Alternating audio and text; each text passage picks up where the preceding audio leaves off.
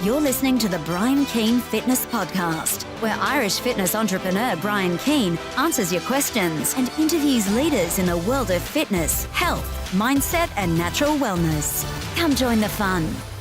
Hey everybody, welcome to another episode of the Brian Keane Fitness Podcast. We talk everything fitness, nutrition and mindset to help you with your goals. I'm so excited today to bring on my guest, Becca Gillen. Becca is a personal trainer and an online nutrition coach. Becca moved to London in 2012 and trained in Great Ormond Street Hospital as a children's nurse, but soon realised that her ideal lifestyle would have to include working in health and fitness. So using her days off, she studied for her personal training exam. Sounds like a very familiar story, Becca. After 4 years in London, she moved back to Ireland and now works with clients one-to-one in Dublin, online, and through her awesome new glute program that we'll talk about at the end of the show. Becca, welcome to the podcast. How are you? I'm fantastic. Becca, tell us a little bit more about your background and what got you into fitness first. I'm trying to think of how I actually got into fitness from the very start. From a young age, I suppose I've always been into some sort of exercise. Like when I was younger, I used to swim for Ireland. I used to swim a lot. I think I probably started when I was about 8, and that was my kind of after school activity. I used to train or whatever, do my training on a Tuesday and a Thursday, and then we used to do galas and stuff at the weekends. And that was great crack because that's how I met my lad friends when I was younger, and obviously a couple of the girls. And that was our kind of trip away at the weekends. We used to go to these galas. There was no drinking buzz or anything around that time. So that was kind of just in me from a young age to do exercise during the week or whatever. But I gave that up when I was about 14, just when, well, I'm not sure about anyone else, when there was a bit of alcohol around the teenage scene. 14, so, Becca? 14? Yeah. But I kind of got sick of doing the early mornings. Like I used to do early mornings as well. I remember 1 or 2 years, and then some of the weekends, and I was kind of getting sick of, missing out on teenage stuff. So I gave that up, and then I got into, I don't know if you remember, you probably do if you're a Galwegian. Do you remember at the Sidona Roadshow? Yes. I'm not sure, is that just a west of Ireland thing? I don't know if they did that all over Ireland. We used to travel all around. So I picked up dancing then, and our rehearsals used to be on a Sunday morning. So again, I was kind of missing, I couldn't go out on a Saturday night if I had rehearsals on a Sunday morning. But anyway, I was only 14-ish anyway, 15. So disclaimer at the end of this episode, don't go out binging on alcohol on Saturdays if you're listening to this at 14. So anyway, that was my thing. And it was, funnily enough, a couple of the girls that I did the swimming with were in this dancing thing as well. So we kind of all moved together. It was great crack. There was about 20 of us all together. And we used to be able to dress up in these costumes and do our dance routines and rehearsals, and then say for like midterms or Christmas or during the summer we used to go away and do gigs for like the whole weekend. And that was my other form of exercise, that because I was like, this isn't even exercise, I'm just away for the weekend with my friends, dancing, dressed up in all sorts of outfits. So that went on for a long time, the dancing. And even when I was in UL, I used to teach salsa and hip hop. So that was like my part-time job after college. Yeah. So I didn't really get into, say, weights as such and the gym until I remember doing step aerobics when I was in UL. I used to do it twice a week in the big hall. But the actual gym, I didn't start until I went to London. So that was in 2012, just to give a timeline. It was 2012 you left? Because it's for those of you listening that haven't seen Becca's before and after, like when your photos from when you were skinny and when you were dancing, and we'll get on to other things, to now, like if you took your head off, you'd think they were two different people.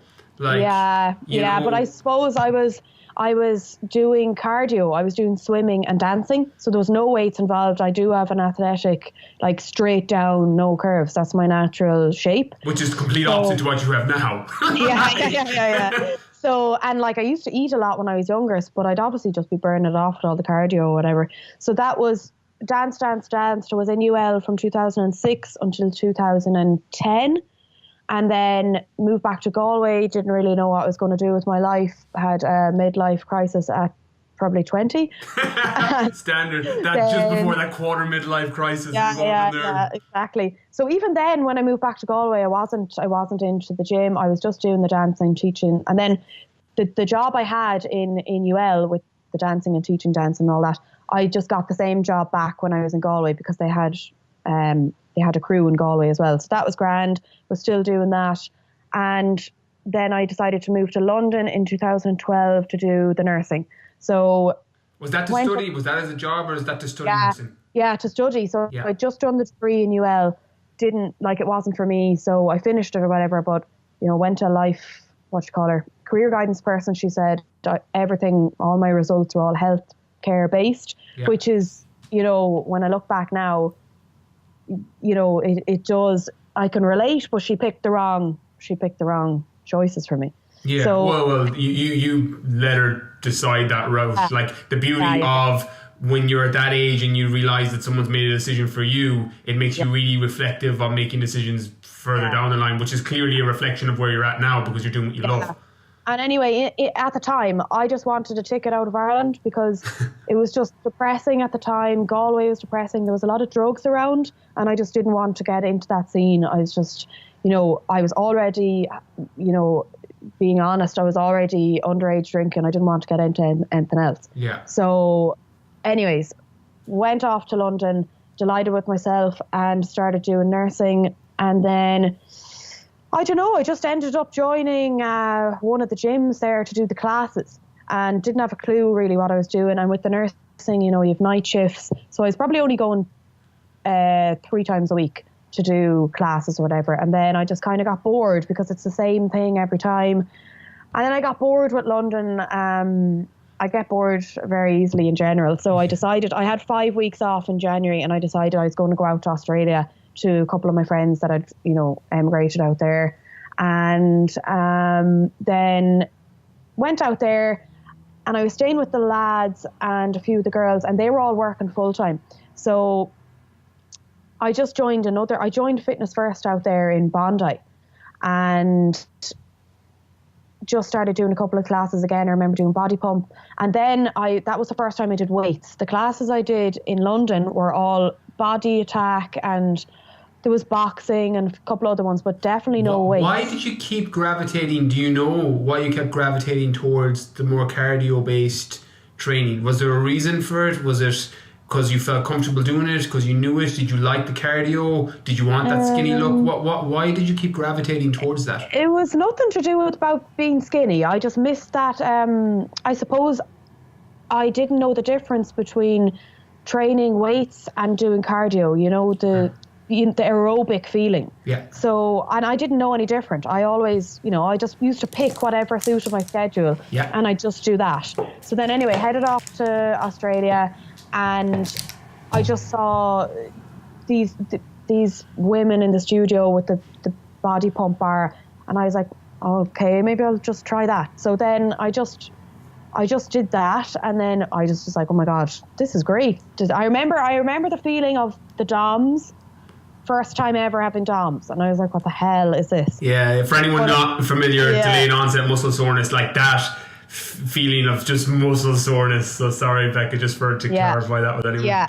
So I did a body pump class and then I came back. So I used to go to the gym when all the girls and the lads were gone to work. Yeah. And then 2 of the lads that I was staying with over there, they were already into the gym and they used to play GA in Galway and stuff. Yeah. So they were already into weights. So I just started doing weights with them and then the classes when they were gone. And then I just fell in love with it then. I came back to London after my 5 weeks and went back to Fitness First in London. And I was already kind of friendly with some of the personal trainers there because with the nursing on my days off, I'd literally spend my entire day down in the gym. Yeah. I do a session, but then I just end up chatting to the personal trainers. So then I came back, I was like, hey, look, I've done some weights. And one of the personal trainers that I was really good friends with at the time was like, I'll just teach you, come down and train with me on your days off. And that was it. It just went from there, really. What age are you? What was the timeline age-wise, Becca? I was 22 or 3 when I went to London. So 22 or 23 was the first time I ever did anything to do with weights. That's crazy when you think of the amount of muscle you have in your glutes now, and things like your shoulders and other places, but particularly your glutes over that time period. Incredible. Sorry, I still didn't have any idea what I was doing, really. I used to train a little bit with Harry in the gym there, one of the personal trainers, but then I kind of was like, okay, well, he's not working today or whatever it was, I better start doing my own thing. And I don't even know where I used to start looking up things. Probably just typed in weight workout on Google, I'm not sure, and started doing my own thing, but hadn't a clue, like literally hadn't a clue about even what muscles I was supposed to be using, doing a certain exercise, hadn't a clue about glute activation, any of that. So I remember then I just started doing deadlifts with the kettlebell, the strength was going up and everything. And one day I started doing barbell deadlifts, and I obviously wasn't doing them wrong. Like typical, I made all the mistakes, and I slipped a disc in my back by doing a deadlift, because sure, no one was watching me and I was just trying to copy the video. Yeah. So then obviously I was just devastated because I couldn't train then for so long. Let me pause you here, just because I think there's a little bit of value on, just because I want to flesh this out, because I'm going to come at this in 2 different angles. One, as you talk on a deadlift, there's a reason I actually don't include deadlifts in a lot of my programs, because when you don't have a coach looking over you, it's a very, very high risk move. But because you would be in the high end, when I think of glutes now, when I think of female body composition, you're one of those names that comes to mind, and you're very much an expert in that area of the space and the people you work with. If you could go back to that Becca and offer her just 1 or 2 pieces of advice, what would that be? Because I know there's a lot of people now listening who are in that place where you were when you hurt your back. And the obvious one is have a trainer to look over you. But is there any other pieces of advice, if you could go back to Becca of that time, that you'd offer her in general? The one thing I'd say definitely is just ask for help. Don't be so stubborn or so nervous. I'm not a nervous person, and I never was, but I'm very stubborn. So I was like, I'm able to do this on my own. I don't need anyone to help me. And even though one of the lads was helping me, it's not really, he wasn't really helping me. We were training together. So it wasn't really the same thing. I think he probably thought that I knew what I was doing because I was able to do the exercises. But I was so stubborn that I was like, sure, I don't need anyone to help me. I'm able to lift heavy. I am. So I just went and did it. And then form, I'd say, was terrible. I wish I could just go back and even see what I did, because I just know back then I did everything wrong. I hadn't a clue. And even with food and everything, I made all the mistakes. And it took me a good couple of years to realize, okay, I need to go and actually do this personal training course, or go and figure out what I'm actually doing here, or what I'm supposed to be doing, and then learn that way, because I'm learning the wrong way by doing everything wrong and not realizing why I'm doing it wrong. 100%. I love one of my favorite quotes. It's actually the last one that I put in my book, The Fitness Mindset, is the smart people learn from the mistakes, the really sharp ones learn from the mistakes of others. And this is why one of the reasons I do the podcast, and I love speaking with people like you, Becca, because your mess becomes your message. Like, people listening to this are like learning from your mistakes, because probably the only reason one of the reasons amongst many of that you've been so successful in what you've done is because you've made those mistakes, and now you're able to teach others so they don't make them. Yeah, and I think a lot of the time people might come across my page, or they, might meet me or whatever, and think that, I've been training for years and I've known what I've been doing from the very start. I hadn't a clue. When I was in London, I just knew I wanted to get really healthy. Went to Australia, fell in love with the weights, came back, I was like, okay, I'm going to do this. Didn't have a clue about the diet. I remember going on Pinterest, typing in healthy diet, and then literally followed Jesus, everything. The can of worms that fucking opened. So bad. I did the no carbs, I did the no dairy. I was just trying everything. And then I did the no carbs with the no dairy. Then I started running as well. And I was like, okay, yeah, great. This is all working. Obviously it's going to be working if I'm not eating any carbs and I'm running as well as doing my weights. Sure, I was delighted with life. Yeah. And just, I remember going over to the girls, the girls in London, and they were having a barbecue. And I brought boiled eggs over in my pocket because I didn't want to eat. I didn't want to eat anything that they were eating.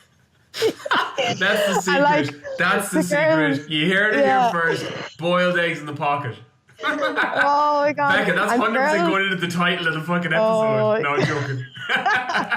The girls know me so well, and like, I'm a weird person anyway, that they genuinely didn't even bat an eyelid when I came over with these boiled eggs. Obviously I was like, okay, I'll eat the chicken breast, and I'll eat the whatever beef they had on the barbecue and whatever if they had sweet corn, but I was like, no carbs.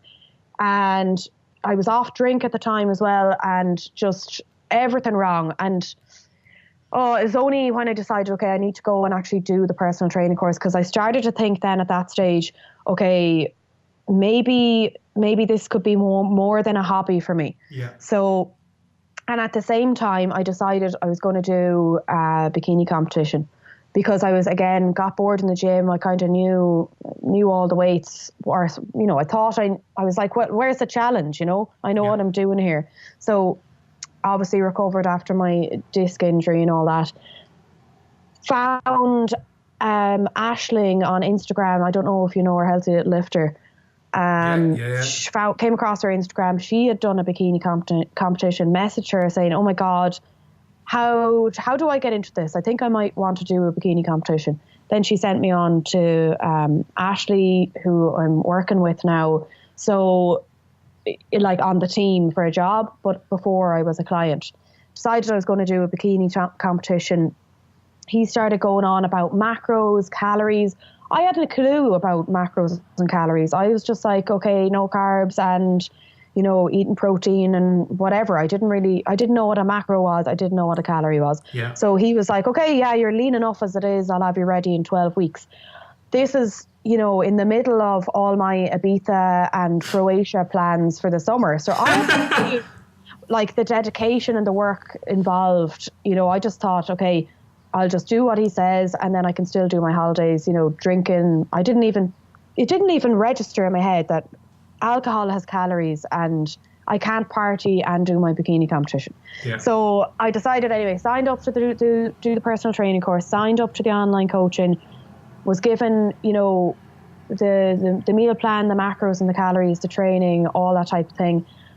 And I was checking in and everything and saying I was going on holidays, and he was saying, okay, look, what's the damage after the holidays? And I was like, it's not that bad or whatever. I basically had 6 weeks or 8 weeks left, and he was like, right, you're going to have to do keto diet if you really want to do this competition. He told me to stop, like not to do it, just too much body fat to drop before in that amount of time. So you went to Ibiza midway through the prep? Yeah. Okay. Yeah, I had the holiday. Just to clarify, our holiday midway through, which just for anybody listening that's not in the world, no one does that. Becca's in her own class on this one. Yeah. So I already had the holiday booked before I signed up to the online coaching, and just me being stubborn again, he told me to stop, that I wasn't going to be ready in time, and I said I'm doing it. If I say I'm doing something, I'm doing it. I don't care. Yeah. So stupidly enough, then I was like, no, I'm doing it. Had bought the bikini, like, €300 or whatever it was, had registered all this money. I was like, competing's a pretty expensive sport. Yeah.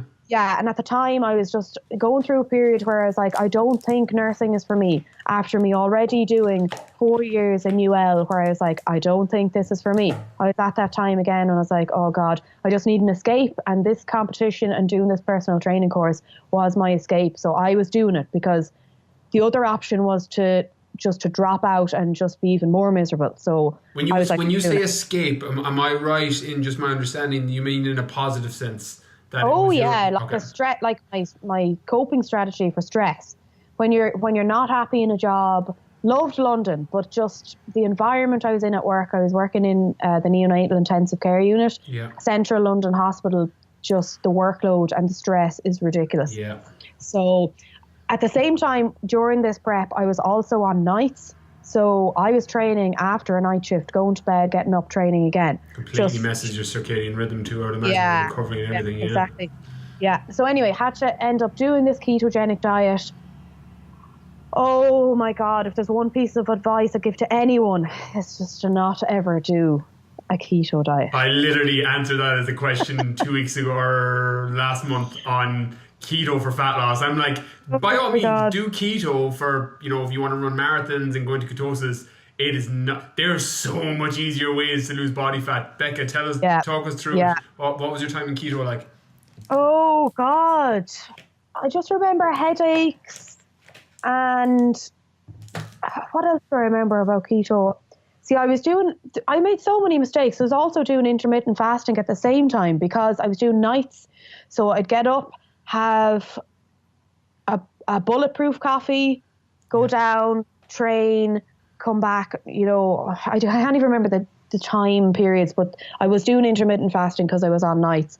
And then all I remember is eggs, peanut butter, lots of nuts, avocado, what else? Coconut oil, just headaches and looking really gaunt. Yeah, that can happen. Like it just for anyone that's unfamiliar, even though I know a lot of you will have heard of keto, that's just when your body switches from using glucose as its primary fuel source to using ketones. And those headaches that you get, Becca, they're really common. I was the same when I started doing keto first, because when your body's trying to basically burn up all the sugar and switch, you get these like weird, what feel like withdrawals. So continue. Sorry, just for anyone that needed clarification on that. Anyway, I'll fly through the rest of it. Finish the prep, finish the keto, went and did my competition, and I actually did quite well in the competition. Yeah, you look great. I saw photos from it.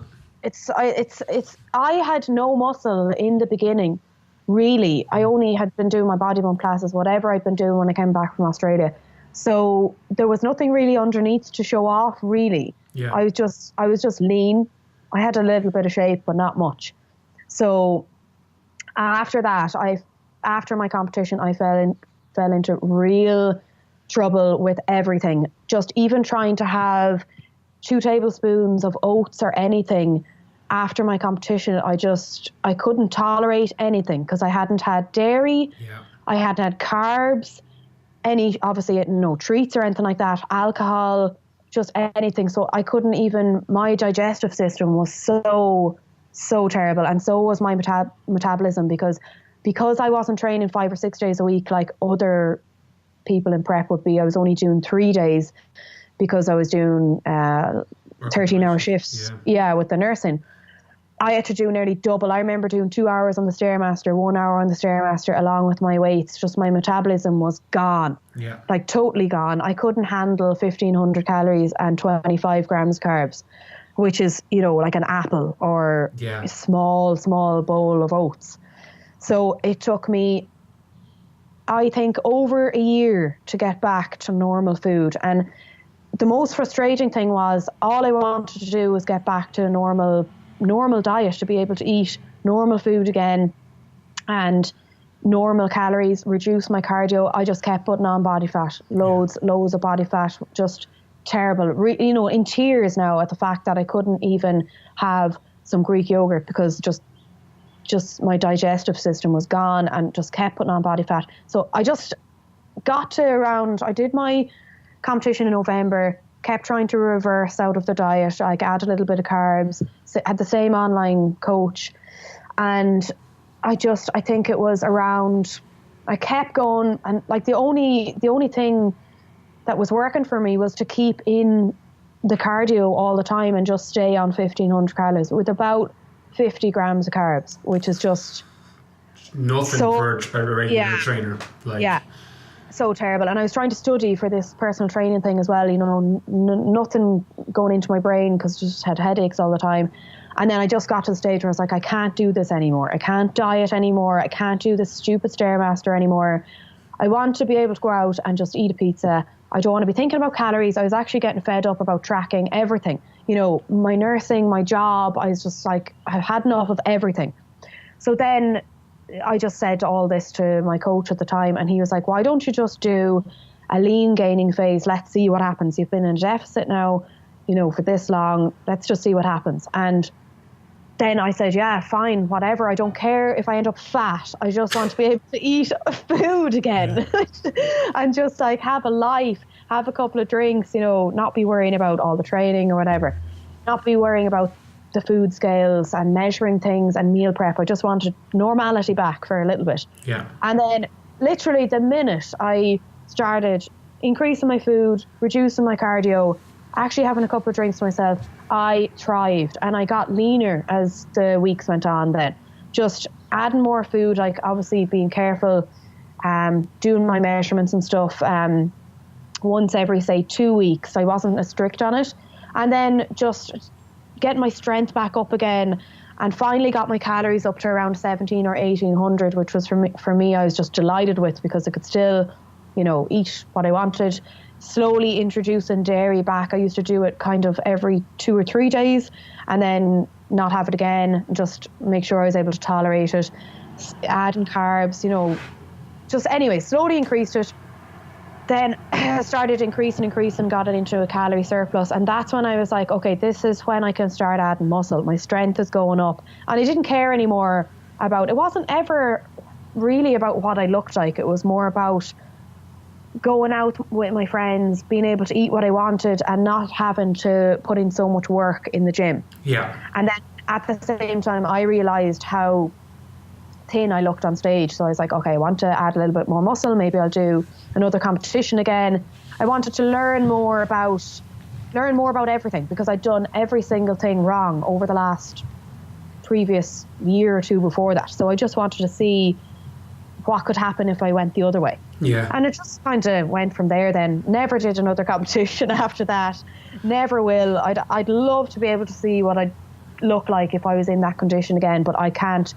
I'll never sacrifice my social life and my metabolism again, for even though I know people can do it in a different way. But I personally, just my lifestyle now, I just wouldn't be able to give up festivals and going out again, and my food. Like now I've learned. It's taken a long time for me to learn, and after doing my personal training course, a couple of nutrition courses, trial and error with myself is only the way I figured out everything, really. Yeah, it's so funny, because, you know, success leaves clues and people leave messages. I had Siobhan O'Hagan on the podcast recently, and she said something very similar after her competition. She was like, look, it's for other people, it ruined my metabolism, my relationship with food was all over the place, you know, it's for, let people do it, and it's a good experience, but not for me anymore. And it's funny, because sometimes you do have to push to that limit, and you know, all these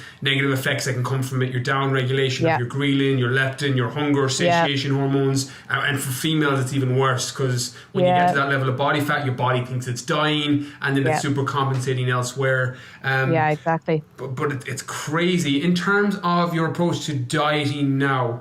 And you've got an amazing balance. Like, for anyone not, I'm going to link up all Becca's social medias and her Instagrams at the end of the episode.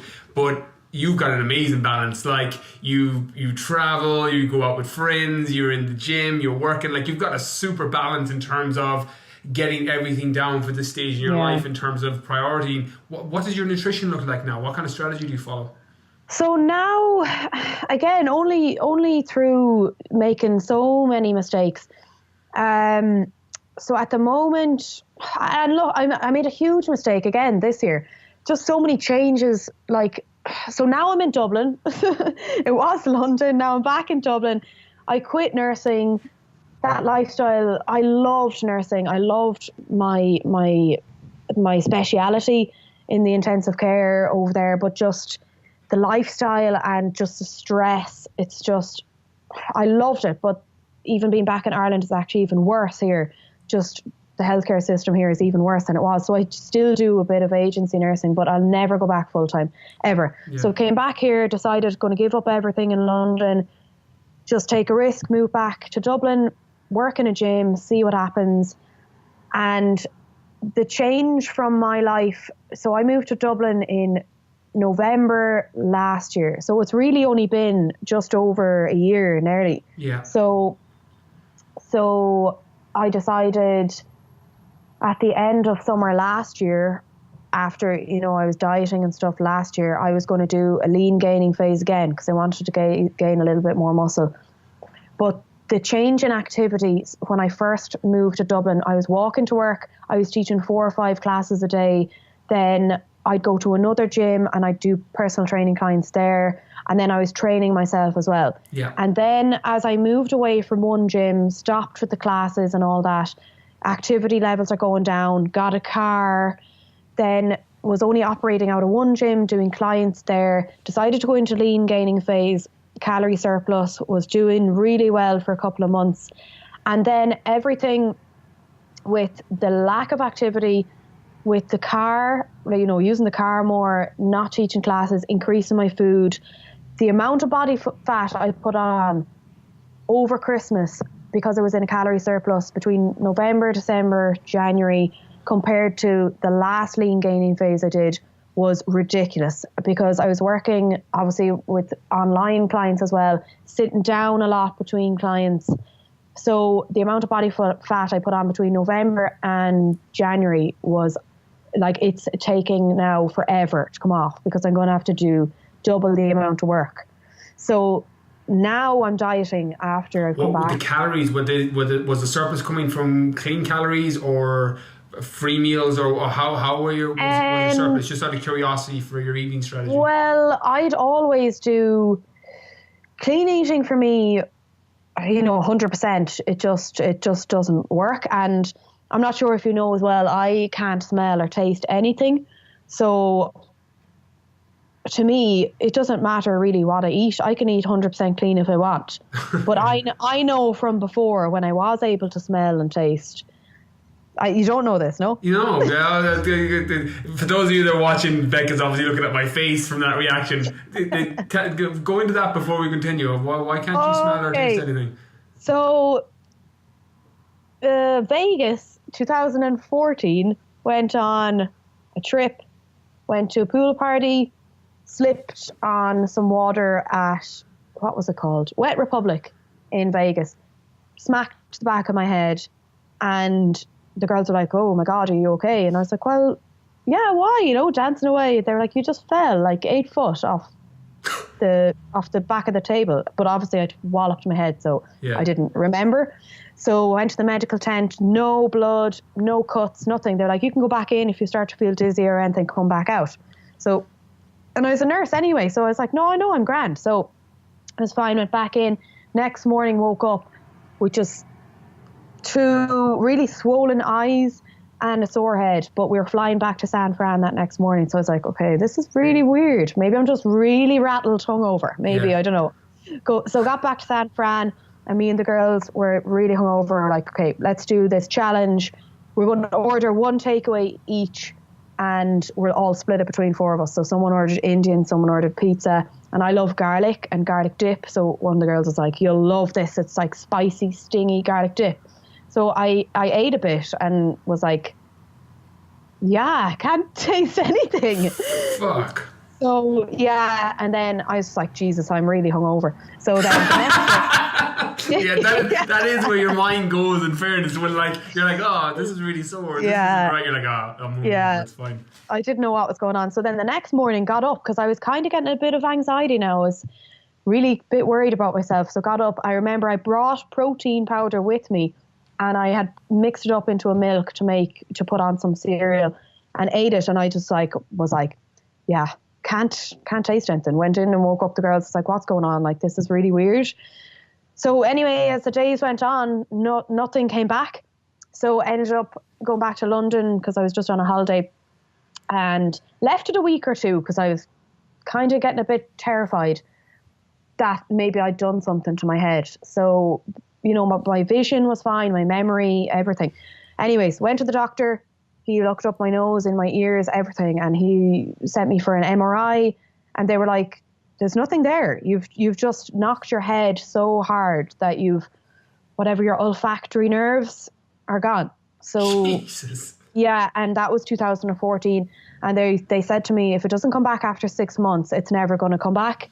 So I tried everything, like raw garlic cloves, literally chopping them up, stuffing them up my nose, just trying to get the spiciest foods, everything. You need to start a YouTube channel, like, tune in today for what Becca eats. Like, yeah. This shit that no one can handle. Yeah, so yeah, it never came back. So now I have to eat things for textures or for textures, or things like really spicy, like jalapeno is good, or 90% dark chocolate, real bitter. Yeah. Because everything else is just, there's nothing there. Wow. So in one way, if I wanted to eat 100% clean all the time, I definitely could, because it doesn't really matter. But I know from before, I know I like pizza. I know I like Reese's peanut butter cups. So like, it's not that I don't ever get a craving for anything. So I could, if I wanted to, not ever eat junk food. Yeah. But I do. I'll always have dark chocolate in the morning, and pretty much, yeah, I'm good enough the rest of the week. But then at the weekend, like, I'll go out and I'll have brunch or whatever. You can't it is. taste any drink or. Oh, and that's an issue. Jesus. Because Long Island's, really strong. If I'm pouring a drink for myself, gin and slimline tonic, whatever, and the other girls are having the same, and we have the same glasses, and a couple of times when we're all together, and they'll just take a drink out of my drink, and they'll literally be like, oh my God, Becca, what the hell? Because I won't really know. I'll be able to feel, it's hard to describe, I'll be able to feel that it's strong, but I won't know how strong it is. So Jesus. Yeah. It can be good and it can be bad. But anyways, calorie wise, what I do is, I'm dieting now, but I kind of do 80-20. I'll do 80% whole foods, and I'll have my treats then, like dark chocolate. I don't really like milk chocolate or that anymore, but on the weekends, I usually save up some calories for the weekend. If I know I'm going for drinks, I'll save up calories for drinks. Like, that for me is the balance. If I want to go for pizza, I'm going to go for the pizza. And it took me a long time to figure out that, like, the one pizza is not going to ruin everything I've done on the other 6 days. And it's not like, and I used to, when I was, so many mistakes, I used to do these cheat days as well. Yeah. So I used to be really good Monday to Saturday, and cheat days, like, God knows how many calories I'd be eating on those cheat days, probably 5,000 or 6,000. And now I realize, the flexible dieting approach, that, it's okay to have 1 or 2 treats per day as a percentage of your calories, rather than, like, what I think a lot of people do is clean eating, and then, okay, I've done really well now Monday to Friday, let's just pull the piss now at the weekend. Yeah. And then going over your calorie deficit just by those 2 days at the weekend, and all the drinks. I don't think people realise the calories in cider and, not having diet mixers and stuff like that. Even if you add up and track your drinks, I do this sometimes with some of my clients when they're trying to get their head around banking calories for the weekend, or what's making them come out of their calorie deficit at the weekend.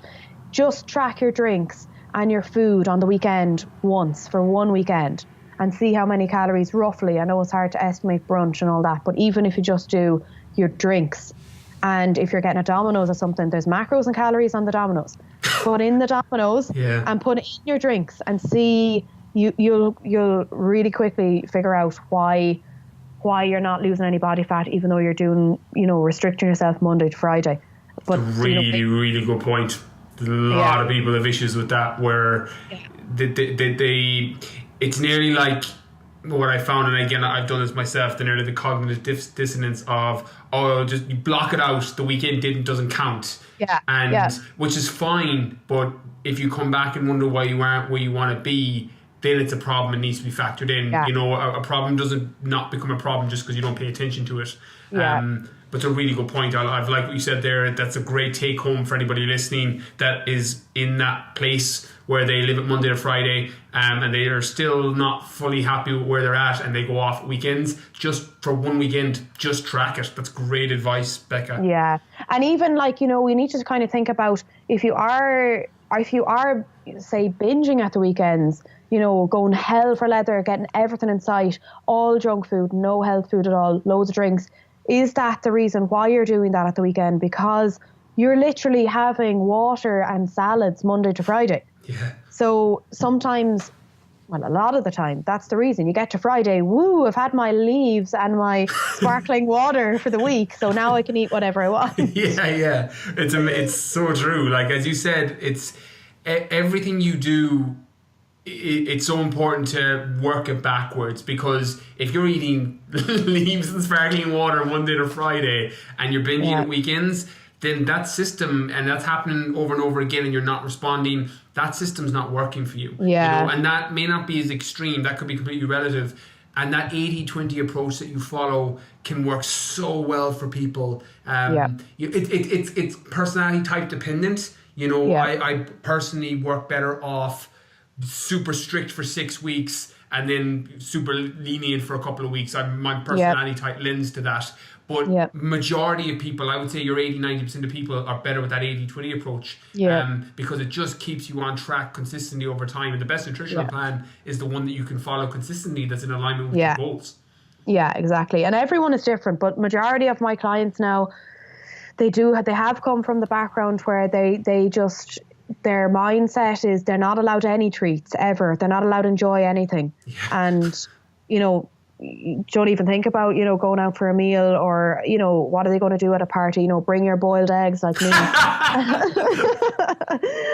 And then when they learn about flexible dieting and, you know, why can't you just have the piece of chocolate every day? Because if that's what's going to stop you from going nuts at the weekend, then, and like learning about how to save up calories and learning about the food, like learning about how to manage your own meal plan rather than, you know, picking your own foods to suit your calories. And then at the weekends, you know, you leave calories there for your drinks and stuff. So they can't believe, you know, after a couple of weeks, how am I able to enjoy myself? How am I able to have some pizza or go out for a meal or have a couple of drinks and still lose body fat? Because they're understanding about how to manage your calories across a week rather than kind of every day.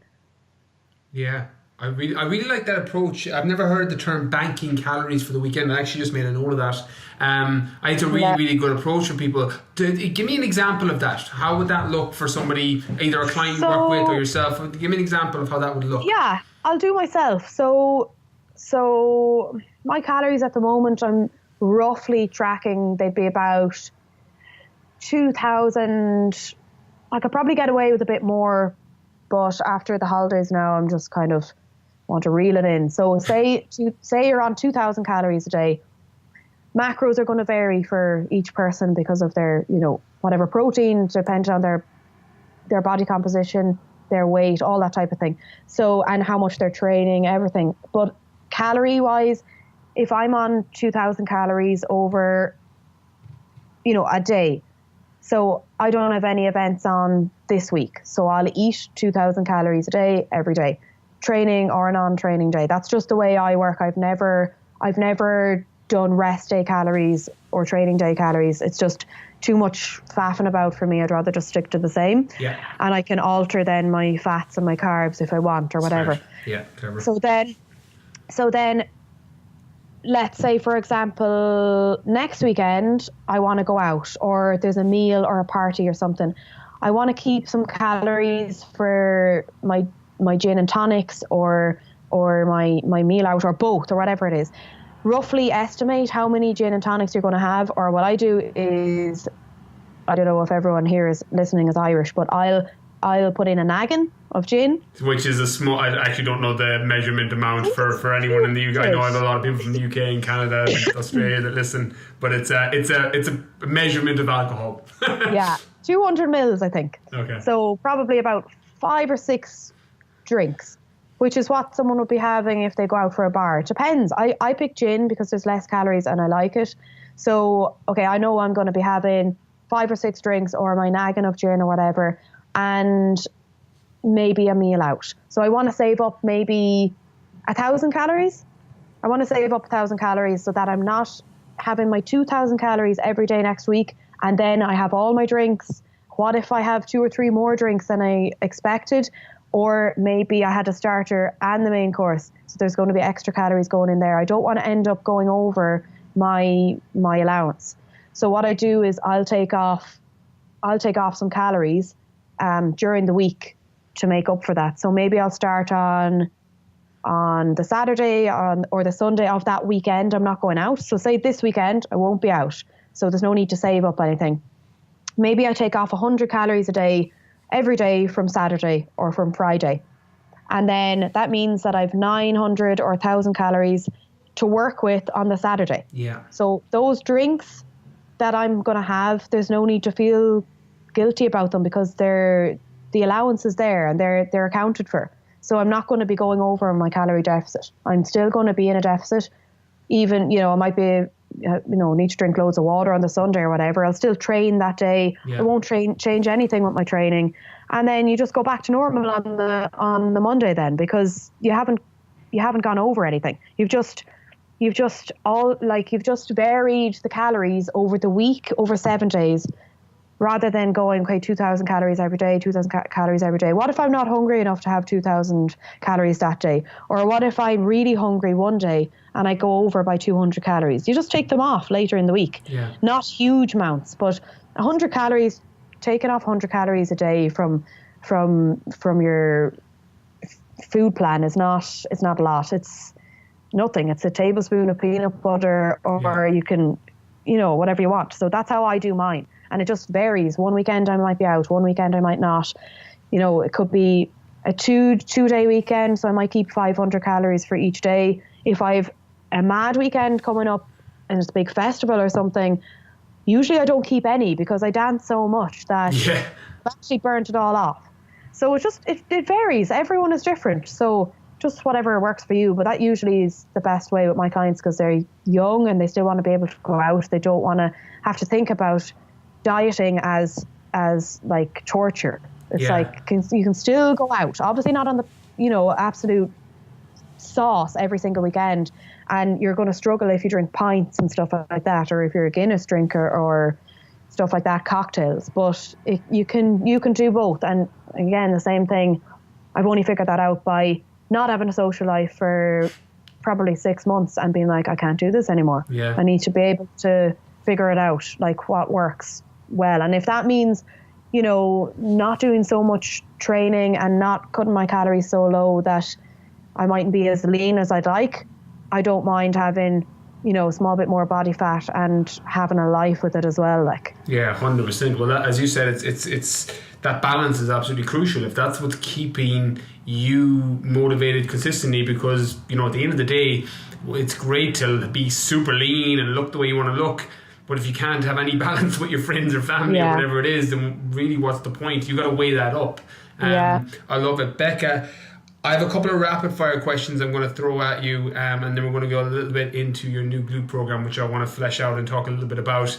Rapid fire questions, I'm just going to throw some questions at you. You can one word answer them. You can expand on them if you want. You can do whatever you like with them. Ready to rock? Good fun, yeah. Awesome. When you think of the word successful, who's the first person that comes to mind and why? Successful. I would actually say my dad. Just a perfect example of hard work and that you don't need to know absolutely everything to be successful, and staying humble. That's all I'll say there. I love it. What purchase of €100 or less has most positively affected your life in the last 6 months? Most positive? Yeah. Something that cost you €100 or less that's had a positive impact on your life. Flights. Yeah, 100%. That makes so much sense. For anyone that follows Becca's Instagram, that makes perfect sense. Becca, I personally know a couple of books that you're a fan of. I've seen them linked on your Instagram stories. But is there any book that you recommend that everyone on the planet should read or check out? Not necessarily your favorite book, but one that you think people would benefit from consuming or reading. What's the name of it here? I have one here, and I just want to see. Simple Wisdom for Life's Hard Questions by Laurie Deschênes. Okay, I'm not familiar with that book. It's called Tiny Buddha, and it's a lot of Tiny Buddha, yeah, simple answers to life's hard questions or whatever it is. And it's just kind of, you can flick through it without reading it. It's like quotes and things like that. You can just go to a page, and I just love quotes. Anything with quotes. Yeah. I'll just, wake up in the morning, I'll go on to the good quote or something on my Instagram. Just all of them. Anything positive, I'll just be... I think anyone should just get a positive quotes book and just read it. Or don't even buy the book, just go on to an Instagram page and with positive quotes and just read them. I love it. It's funny because there's a little bit of an running joke with people that listen to the podcast. When I'm doing interviews or when I'm talking, I talk a lot in quotes because it's the way that my brain works. It allows me to tie ideas, and I tie a lot of my own life philosophies off the back of quotes. And I'm the exact same as you. I think it just gives you, sometimes all a quote does is gives you a wording of what you're already thinking that you can't actually verbalize yourself. Yeah, exactly. And I think if you've ever had any hard time, any negative, events or anything like that, you'll get into the swing of positive thinking eventually. And then you kind of need it nearly. You need to be looking at something positive every day or changing your perspective on a negative event. So I'm very much into positive thinking and positive quotes. So even just to look through positive quotes Instagram. But that one, Tiny Buddha by Laurie Deschênes, is a good one. Love it. And then to tie in with that one, do you have a quote that you live your life by or you refer to often? There's so many. I took a couple of screenshots this morning to see what I have actually after the influx of negativity over the last couple of days. To give a little bit of context for people listening, Becca's controversial as fuck. And I'm going to give her a little bit of a backup here because, again, I've been victim of this in the past. I think anybody that has any sort of social media following or puts their opinions and perspectives out there for the world to see, things out of context are always going to be taken, and I, again, me and Becca, I think, fall into the same line here, that we don't take it personally if somebody is being negative or hate, because it's out of context when you see a clip or a video or a comment. And I think the one you're referring to, Becca, is your How Not to Be a Dickhead, which was about a Stairmaster and building glutes. So, but again, without context of everything, it's very, very easy for somebody to come in from the outside, see a one-off video, see a one-off quote and be like, that fucking dickhead, or that, who does she think she is, or who does he think they are? So it's one of these things that is, for anybody listening, whenever you put your opinions and perspectives out there for the world to see, there's a bravery in that alone, and realize that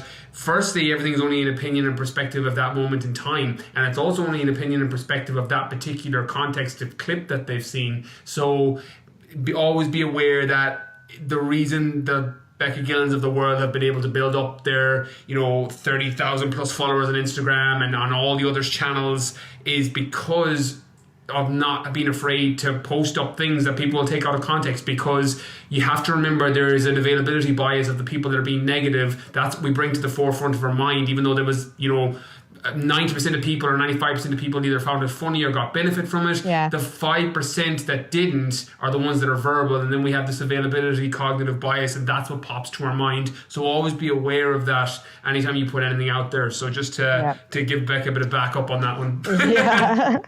I have a couple here now. I have a couple of quotes. These are just from this morning. I'll just see one and I'll screenshot it. So Gary V had one here. You can't live your life based on other people's point of view. We have, there's power in looking silly and not caring that you do. Then we have, this is a good one as well. Don't try to be perfect, just be an excellent example of a human being. So I thought that was good. Like, humans make mistakes. We're not always, we're not always going to get on. And I think growing up, I didn't realize that it's actually okay if someone doesn't like you, or if it's okay that you don't like someone else, or I don't get on with someone, or I don't agree with them. That's absolutely fine. Because if everyone got on with everyone, first of all, there'd be no work, or there'd be no competition, there'd be no challenges. It'd be great. There'd be no war. But you need a little bit of imperfection, and you need to be able to make mistakes. Because if I didn't make every single mistake over the last how many years, like how many different careers, how many different degrees have I done, and I just stuck it out, hated them all, miserable, and only now, genuinely only since I turned 28, which was last year, I'm like, oh, right, so this is what it's like to get up and be like, oh my God, I love my life, after that long. So I always think of like my brothers and sisters doing their leaving cert now, going into college, putting down your CAO, what you're supposed to be doing for the rest of your life. Like, it doesn't matter if the first thing you do, or the first thing you think you want to do, or if you don't know what you want to do, if it doesn't work out, that's fine, because that's how you learn eventually. Look how long it's taken me. 11 years. Yeah. 11 years to finally be like, okay, actually, I'm good at this, and this is what I want to do. So I think just the more mistakes you make, the more you'll learn at the end of the day. Well, see, one of the things that always bothers me with people putting the timeline on it, your regular traditional path, is we think that because society says you need to figure out what you want to do by the time you're 25, and you work your job, you do all these things that is supposed to be quote unquote the norm, when it doesn't matter when you find it, what it is that you're supposed to do, or what it is that you love to do. And what you've said there, when you wake up every morning, you're like, I'm happy. This is what I was meant to be doing. That's how you know. And it's relative, because there's people that are listening that are younger. There are people that are listening that are older. I always reference to Colonel Sanders, who started KFC. Like, he was 67, in his late 60s, before he got KFC off the ground. He was fucking in the later stages of his life when he found out the thing that he was meant to do. Just because you don't know what you want to do now doesn't mean you're not going to know. And you only find out by asking those questions and making those failures, or quote unquote perceived failures, of failing forward and moving forward and finding out what doesn't work, and then trying on different hats, seeing what fits. And then you end up doing what Becca's doing, you do what I'm doing, you do your equivalent, which may be regular 9 to 5. It may be nursing, it may be teaching, it may be personal training, it may be something completely abstract out there. But finding what makes you wake up every morning going, I've got it, I'm happy. That's it. That's the end game. If you do that, you've won. And if you don't, just keep asking those questions, because you ask better questions, you get better answers. Yeah, and exactly. And I think the struggle of being so frustrated of not knowing what you want to do makes it so much more worth it in the end, because you've been years and years studying. I'm still studying. Why don't I like this course? Oh, the money involved. Oh God, another 4 years. Oh my God, my parents are going to kill me. Let's move countries, okay? Liked this. Let's move countries again. Okay, I like Australia, but I haven't finished my course in London.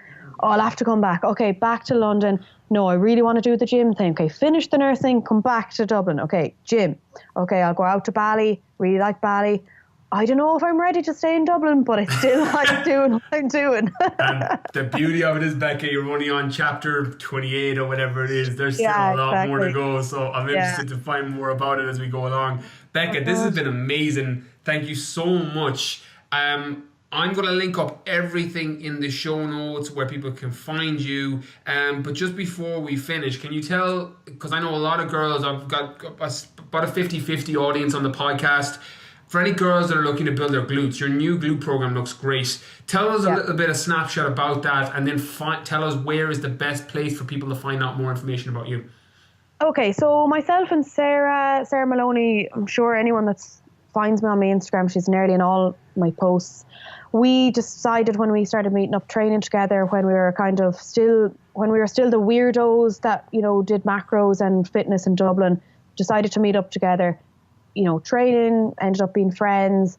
And then both of us kind of started developing a following. We're like, God, people are asking us questions now about glutes, because both of us did bulk, which is like the lean gaining phase, increasing your calories. They saw the results, adding a lot of muscle mass, and we trained glutes a lot, and like we did lower body, but we had no asses, literally no asses. And we were like, wow, this is good. We're making some asses. So, anyways, then over a year ago, we decided, look, people are asking us so many questions about glutes. They always want glute videos. They want information, and not like too technical. There's enough accounts out there that give you really, technical videos and stuff. I know when I started, if I heard half of these words, I wouldn't have a clue what they meant. So we just wanted to create something really simple, whether you're a beginner or not. A lot of our followers might not be beginners and clients and stuff. We just wanted to make something that someone else you could just buy it and do it yourself, make it cheap enough. We've enough free content on our page. We're like, okay, let's make something relatively cheap, because Sarah would have a lot of students as well. Yeah. So we decided to serve that community, to try the younger Beccas effectively. Yeah. And there's 10 years between us, so there is very, wide range in the age group of our audience. But we wanted to make something that people could have for themselves, like actually just understand, why would you do this exercise? What muscles are even in your legs? What are glutes? Because a lot of people wouldn't even know that word. Yeah. So then we wanted to do a little bit of anatomy, small bit, just so people would understand about muscle fibers, understand about training, a small bit about calorie deficit and calorie surplus, and what might be best for you. And we honestly, over a year ago, we're like, okay, started writing this thing. I'll do this bit, you do that bit. She'd done her personal training course as well. So both of us, we've both done our nutrition. So we had a good base knowledge there to start putting stuff together. And then just summer came, and both of us with work just got nuts, and online work as well. We just couldn't commit to it 100%. So maybe, I think at the end of the summer, then we started to do it again. But it was only really in the new year, New Year's resolutions and all this. We were like, we need to get this book done, otherwise it'll never fucking get done. So we just decided, right, let's pick a date. We're going to get everything done. And we just picked a date and then did it literally non-stop then. I think within 3 weeks then we pretty much had it finished. So it'll give you the best way.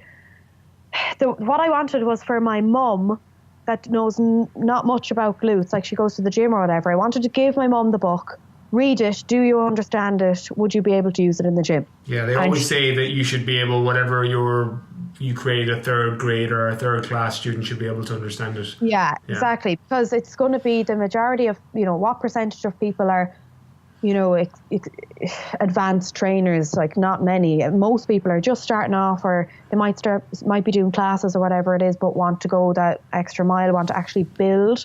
So it'll tell you a little bit about the anatomy, a little bit about our journey and how we came, pretty much all of what I've talked with you about in this episode. But then there's videos to go with the exercises, why you'll be doing certain rep ranges, because I don't think there's any value in giving someone a training plan and say, okay, go do that.